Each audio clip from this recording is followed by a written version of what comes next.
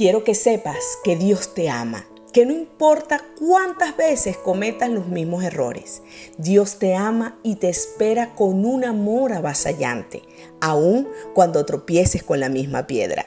Debe ser por eso que Julio Iglesias compuso esa canción.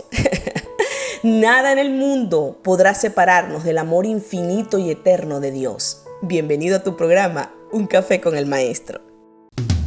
Un Café con el Maestro, con Natalie Robles, la embajadora de la alegría.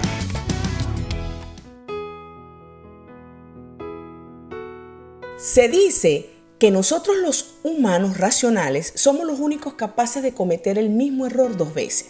Me decía un gran amigo japonés llamado Mataga, de edad un poco avanzada: Natalie, las personas caen en el mismo error porque se les hace un hábito y no aprenden la lección. Insisten en dar vueltas una y otra vez. Por lo que me hizo pensar precisamente en lo que ocurrió con Israel. ¿Se recuerdan? Bueno, ellos pasaron 40 años en el desierto porque no quisieron aprender y ellos insistían en hacer las cosas como siempre la habían hecho. Por eso es que hoy quisiera que pensaras en esto. ¿Cuál es el hueco en tu vida donde siempre caes? Quizás usted está repitiendo los mismos patrones de sus papás, o a lo mejor nos seguimos relacionando con las mismas clases de personas que nos hicieron daños en el pasado. Si empezamos una relación de pareja, cometemos los mismos errores de las relaciones antiguas. En fin, siempre reaccionamos de manera semejante antes del mismo estímulo. La pregunta es, si caemos en un hueco, ¿por qué nos cuesta tanto salir de ese hueco? Estas son las posibles respuestas que yo consideré. Lo primero es que hay veces que nos cuesta reconocer que estamos en un hueco. Yo en un hueco, no señor. Yo no soy drogadicto, yo no soy alcohólico, yo no soy. No podremos salir del hueco al menos que lo reconozcamos, que caímos en ese hueco. Lo segundo que yo veo es que no salimos del hueco porque no queremos reconocer que somos culpables de lo que pasó. En lugar de eso, siempre buscamos a alguien a quien echarle la culpa. ¿Quién dejó la puerta abierta? ¿Quién dejó esos zapatos tirados ahí? Es culpa que no llego temprano por el tráfico. Mi esposa me dejó o mi esposo me dejó por uno más exitosa o más bella, etcétera. Lo primero que tenemos que hacer para salir del hueco es entender que caímos en él. Luego, asumir nuestra responsabilidad. Alguna responsabilidad tenemos que tener de esto. Por ejemplo, en vez de echarle la culpa a alguien que dejaron la puerta abierta, lo que yo debo de decir es que me golpeé la cabeza porque no vi la puerta abierta. Me estrellé porque estaba distraído. Mi esposa o mi esposo me dejó por descuidar la relación, si este fuera el caso. Porque todo el tiempo le peleaba, porque no pasaba tiempo con él o con ella, o porque dejé de luchar por nuestros sueños. En lugar de echarle la culpa a los demás, debemos empezar por cambiar nosotros, ya que cuando nosotros empezamos a cambiar, las demás cosas empiezan a funcionar diferente. También salimos del hueco cuando reconocemos que Dios lo está utilizando para decirnos o enseñarnos algo. Él nos está llamando la atención. Bueno, fíjate bien, yo conseguí 2 ejemplos de 2 personajes emblemáticos de la Biblia para que podamos visualizar bien esto de los huecos. Y el primer personaje es el apóstol Pedro. La primera confrontación fue cuando Jesús le advierte que lo iban a negar. ¿Se recuerdan? Ese fue su primer hueco. Esto aparece en el libro de Mateo, en el capítulo 26, en su versículo 34. Te lo leo. Jesús le dijo: de cierto te digo que esta noche, antes que el gallo cante, me negarás 3 veces. Amén. ¿Y qué le dijo Pedro un versículo después? Ahí mismo en Mateo, en el capítulo 26, versículo 35. Pedro le dijo: aunque sea necesario, moriré contigo. Amén. La impulsividad de Pedro no le permitió reconocer su temperamento, pero Jesús lo lleva luego al Getsemaní, que es el lugar de oración, porque el Señor nos va a llevar allí en el secreto para que confesemos nuestra autosuficiencia, nuestras tendencias carnales. Dice ahí mismo en Mateo, en el capítulo 26, su versículo 36, que en vez de orar, Pedro se quedó dormido. Y en Mateo 26, de 40 al 41, dice: vino luego a sus discípulos, Jesús, ¿no? Y los halló durmiendo y dijo a Pedro: ¿así que no habéis podido velar conmigo 1 hora? Velad y orad para que no entréis en tentación. El espíritu a la verdad está dispuesto, pero la carne es débil. Lo que pasa, mis amados, es que nosotros siempre hacemos alarde diciendo que no somos tercos, no somos orgullosos. Siempre tenemos una justificación para nuestra actitud. No somos los del pecado. Mira lo que nos dice en Primera de Juan, en el capítulo 1, sus versículos 8 y 9. Si decimos que no tenemos pecado, nos engañamos a nosotros mismos y la verdad no está en nosotros. Si confesamos nuestro pecado, Él es fiel y justo para perdonar nuestros pecados y limpiarnos de toda maldad. Amén. Si llegamos a ver nuestras luchas, nuestras fallas desde la perspectiva de Dios y no de nosotros mismos, entonces podemos confesar nuestros pecados, sacándolos todos. Y Él es justo y bueno para limpiarnos. Esto es lo que quiere decir este versículo. Bueno, ahora vemos aquí delante de nosotros la primera hoguera de Pedro. Esto pasa cuando esa misma noche arrestan a Jesús y mientras lo estaban interrogando en Lucas, en el libro de Lucas, su capítulo 22, versículo 55, dice lo siguiente: y los guardias encendieron una fogata en medio del patio, se sentaron alrededor y Pedro se sentó también entre ellos. Amén. Eso fue el error de Pedro. Porque hay momentos en nuestras vidas cuando caemos en el hueco que necesitamos estar solo con Dios y no juntarnos con personas que no aman a Dios, porque ahí es cuando perdemos nuestras batallas y es ahí donde física y emocionalmente estamos agotados. Acto seguido vemos en el mismo Lucas 22, pero en sus versículos 60 y 61 que dice: y Pedro dijo: hombre, no sé lo que dices. Y enseguida, mientras él todavía hablaba, el gallo cantó. Entonces, vuelto el Señor, o sea, el Señor se volteó a mirarlo, miró a Pedro y Pedro se acordó de la palabra del Señor que le había dicho: antes que el gallo cante, me negarás 3 veces. Amén. Yo me imagino que esto debió ser muy duro, esta escena que Pedro presenció cuando vio los ojos del maestro. Wow, debió ser catastrófico ese día porque el Señor se lo había advertido, pero Jesús lo miró con ojos de amor porque Jesús no es como nosotros. Precisamente para eso fue que Él oró toda la noche en el Getsemaní. Él sabía, el Señor sabía. Por lo que ahora te llevo a la segunda hoguera de Pedro. Ya Jesús había muerto y de paso los discípulos no se la pasaban tanto tiempo juntos. Estaban esparcidos y un buen día se les ocurre ir a pescar. Ellos no pescan nada, pero temprano en la mañana se les aparece un señor con un banquete en una hoguera para el desayuno. Bueno, ese era el maestro Jesús, pero Jesús quería confrontar a Pedro porque esta hoguera iba a representar que había algo en el pasado de Pedro que debía ser tratado de raíz, un ciclo que había que cerrar, un asunto no resuelto. Me imagino que el corazón de Pedro empezó a arder cuando vio la hoguera, porque fue precisamente en una hoguera que él negó al maestro. Luego allí Jesús le pregunta 3 veces si lo amaba, porque fueron precisamente 3 veces que Pedro lo negó. Pero también yo pienso que por el dolor y la vergüenza con el maestro no lo miraba a la cara. Y nosotros fuimos creados, mis amados, para tener una relación cara a cara con el Señor, con Dios.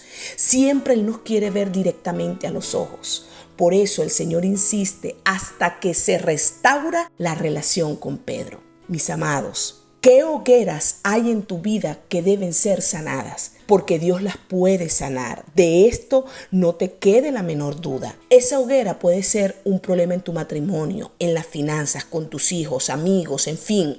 El Señor hoy te está trayendo a tu memoria esa hoguera para que veas qué fue lo que hiciste mal. ¿Cuál es la parte que a ti te corresponde arreglar y sanar? También puede ser algo que te hace sentir esa hoguera. Por ejemplo, rabia, amargura, temores o tristezas. Hay que sacarlas en el nombre poderoso de Jesús, porque no podemos seguir viviendo así. La amargura echa raíces y ahí le abrimos puerta al enemigo. Por eso Dios permite hogueras en nuestras vidas para sanar las amarguras. Dios quiere que reconozcamos nuestros pecados para que sanemos y seamos libres. El otro personaje es David. Cuando llegó a ser rey David, le dio por imitar las costumbres de los otros reyes. Claro, hombres que no amaban a Dios. Y estos hombres tenían unas filas de concubinas y esposas. Pero por alguna razón, Dios le toleró ese pecado a David. Pero esto no quería decir que se lo haya probado. Todo lo contrario, esto fue lo que ocasionó a David tanto dolor, tanta amargura, tantas tristezas. Esto fue el hueco en la vida de David. En una ocasión, David llegó a tener 6 esposas. Dios mío, ¿pero para qué otra? Bueno, le faltaba la del domingo seguramente. Pero como ninguna lo llenaba, siendo David un hombre conforme al corazón de Dios. Ojo, él estaba insatisfecho. Él le dio por tener un amor prohibido, pues. Le dio por tener una relación con una mujer casada. Ya sabemos la historia. Esta es Betsabé. Él la veía en el patio de su casa. Le gustó la mujer y la manda a llamar. Se acuesta con ella queda embarazada. Luego planea David la muerte de su esposo, que era un oficial de su ejército. Y como este oficial era un hombre íntegro, a David no le quedó otra cosa que mandarlo a matar. Imagínense ustedes. En fin, David toma al fin a Betsabé. Esta queda embarazada, se casa con ella, pero Dios, para llamar su atención, lo manda a confrontar con el profeta Natán. Y mientras el profeta le narra la historia, algo similar a lo que le pasó a David, este se enfurece todo y habla del personaje como que es un falso, como hay que matarlo, en fin. Pero llegan a esta conclusión donde el profeta Natán le dice en 2 de Samuel, en su capítulo 12, desde los versículos 8 al 11, lo siguiente: ¿Por qué pues tuviste en poco la palabra de Jehová, haciendo lo malo delante de sus ojos? A Urías Eteo heriste a espada y tomaste por mujer a su mujer, y a él lo mataste con la espada de los hijos de Amón, por lo cual ahora no se apartará jamás de tu casa la espada, y por cuanto me menospreciaste y tomaste la mujer de Urías Eteo para que fuese tu mujer, así ha dicho Jehová: he aquí, yo haré levantar el mal sobre ti de tu misma casa, y tomaré tus mujeres delante de tus ojos, y se las daré a tu prójimo, el cual yacerá con tus mujeres a la vista del sol. Amén. ¡Wow! En ese momento David confiesa su pecado, diciendo: he pecado en contra del Señor. Y es ahí cuando David hace el Salmo 32 y 51. Y después de esto, muere el hijo que él esperaba con Betsabé. Para que entiendas mejor esta historia, yo te invito a que leas de 2 de Samuel, el capítulo 12, de su versículo del 1 al 25. Esta es la primera hoguera de David. Su hijo, producto del pecado, nace, dura unos días y luego muere. Esto debería ser una señal para David de parte de Dios, para poner su vida en orden, para sacar todas las mujeres que tenía en su vida. Pero David no hace nada. Si él hubiese hecho algo, todas las maldiciones que habían sido profetizadas por el profeta Natán hubiesen sido rotas. Sí, Señor, porque en la Biblia se ven en varias ocasiones cómo el Señor quita las maldiciones de las profecías. Pero David no hace nada. Entonces, llegamos a la segunda hoguera de David. Sucede muchos años después, cuando su primogénito Amón abusa sexualmente de su hija Tamar, o sea, abusa de su propia hermana de parte de padre. Cuando el rey David se enteró de esto, se enojó mucho, pero no hizo nada. Así hay varios padres hoy en día. El hijo se mete con otra mujer ajena y no hace nada. El hijo ve pornografía y no hace nada. El hijo lleva a la casa a la novia o al novio a tener relaciones y no hace nada. Un papá enojado no sirve para nada. Lo que se necesita son unos papás que impongan disciplina y ejerzan su autoridad de acuerdo a las enseñanzas de Dios. Esta no era la voluntad de Dios, pero sí lo dispuso para un propósito, lamentablemente. David debió reunir a toda su familia. Eso fue lo que debió haber hecho David. A sus mujeres con cada hijo y poner a Amón en el medio y decirles a todos ellos, a toda la familia, a sus concubinas, esposas e hijos, que Amón había cometido un pecado horrible. Y David debió confesar que él mismo abrió las puertas para eso. Porque en vez de tener una sola esposa, como es la voluntad de Dios, las tuvo a todas y las hizo sufrir. Y que por culpa de él, su hijo es un depravado sexual. Al hacer esto, disciplina al hijo y saca el pecado de su vida. Lo confiesa y se rompen las maldiciones. Bueno, llegamos a la tercera hoguera de David. La falta de disciplina de David llevó a Absalón, su otro hijo, que era hermano por parte de madre de Tamara, de madre y padre, lo lleva a ejercer la disciplina con sus propias manos y mata a su hermano Amón. Y se cumple la profecía del profeta Natán. Tu familia vivirá por la espada. ¿Y qué hace David? Deja de hablarle a Absalón, pero no hace nada. Y fue ahí que el corazón de Absalón se llenó de rebeldía, de odio, y empieza a planear quitarle el trono a su papá David, cumpliéndose la otra profecía del profeta Natán. Por lo que has hecho, haré que tu propia familia se rebele en tu contra. Hoy en día vemos cómo hay hijos que le quitan todo el patrimonio a los padres, lo despilfarran y el padre no hace nada. No entienden que todas las hogueras y desiertos han sido permitidas por Dios para confrontarles, para decirles: hay algo mal en tu familia y en tu vida. En esta ocasión, David por fin hace algo. Dice en 2 de Samuel, en el capítulo 15, que cuando Absalón se proclama como rey, David deja el palacio y se va de Jerusalén y en camino al desierto. En el mismo 2 de Samuel, en el capítulo 15, en sus versículos 25 y 26, dice lo siguiente: si cuento con el favor del Señor, Él hará que yo regrese y vuelva a ver el arca y el lugar donde Él reside. Pero si el Señor me hace saber que no le agrado, quedo a su merced y puede hacer conmigo lo que mejor le parezca. Amén. Pero en el mismo 2 de Samuel, en el capítulo 25, en sus versículos 21, encontramos la triste historia de Absalón como para ponerle la guinda al pastel. El niño se acuesta con las 10 concubinas que había dejado David para que le cuidaran el palacio, cumpliéndose la otra profecía del profeta Natán, que delante de sus propios ojos dará tus mujeres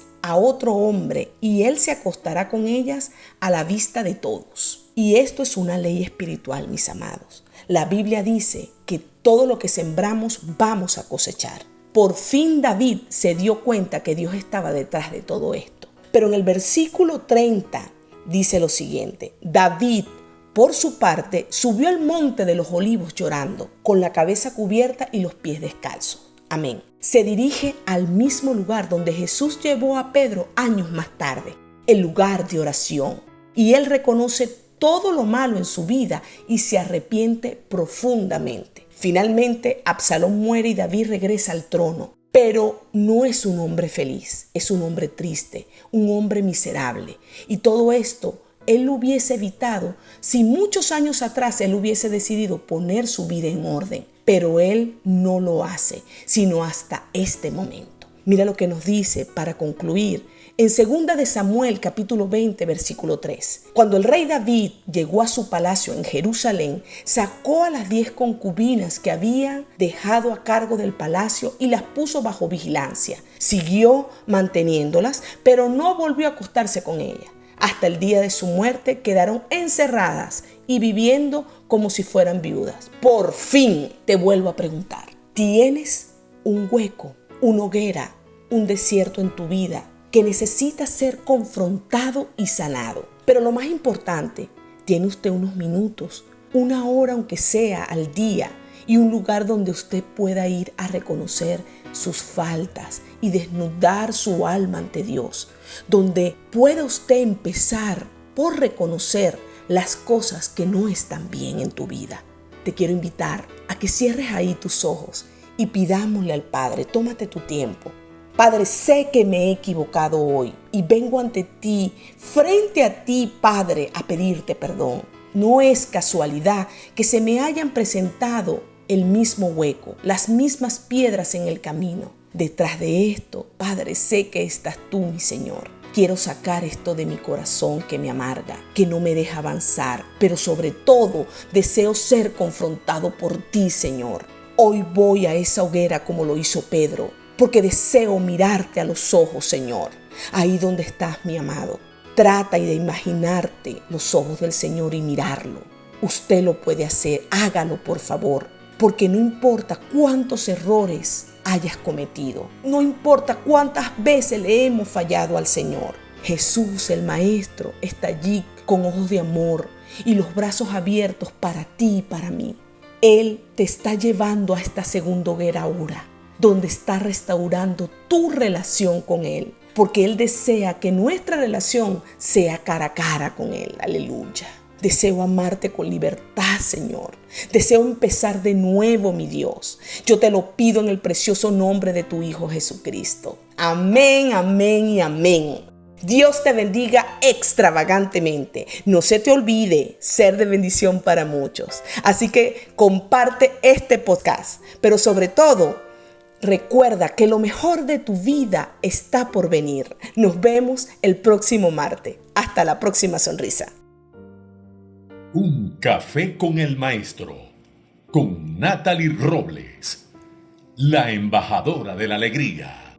Síguenos en Instagram, encuéntranos en Facebook y suscríbete en nuestro canal de YouTube como @Un Café con el Maestro.